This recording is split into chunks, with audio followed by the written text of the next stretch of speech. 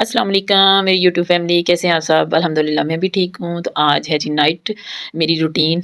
तो मैंने साग पहले ही पका के तो फ्रीज़ किया हुआ है, 3 डिब्बों में मैंने इसे बना के रखे हुए हैं। तो जब मैं जिस दिन हंडिया ना बनाऊँ तो उस दिन मैं साग को तड़का लगा लेती हूँ, ठीक है।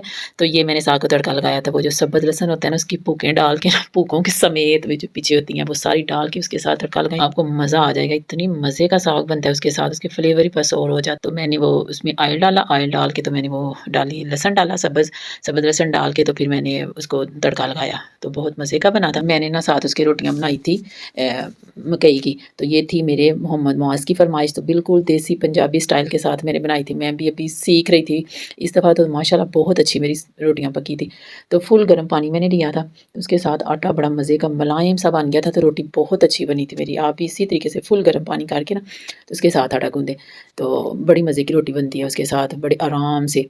तो मैं भी इसी तरह बनाती हूँ, बड़ी तो सही बन जाती है। तो आप भी इसी तरह बनाएँ, बना के तो एन्जॉय करें। तो मुआज़ ने तो बड़े मज़े से खाई थी रोटी, देखिए इतनी मज़े की बनी थी, बड़े आराम से। हाँ जी, तो साग मेरा मैंने इस दफ़ा इधर से अपने मतलब कि शहर से नहीं लिया, इस दफ़ा मेरा 3-4 दफ़ा ना गाँव से आया साग, गाँव का साग सुबहान अल्लाह, बहुत मज़े का माशाल्लाह बनता है। मैं इसी तरह बना के तो उसको तैयार करके तो मैं रख देती हूँ, फ्रीज़ कर देती हूँ, तो जब मुझे चाहिए होता है मैं रात को उसको कर लेती हूँ। तो मैंने ये देखिए साग के साथ मूली वाला अचार लिया था, इसका बहुत मज़ा आता है, देसी घी ऊपर का, बड़ा एन्जॉय किया। तो इसी के साथ मुझको दें इजाज़त, मुझे सब्सक्राइब करें, लाइक करें, शेयर करें, अपना और अपने प्यारों का बहुत ख्याल रखें। अल्लाह हाफ़िज़।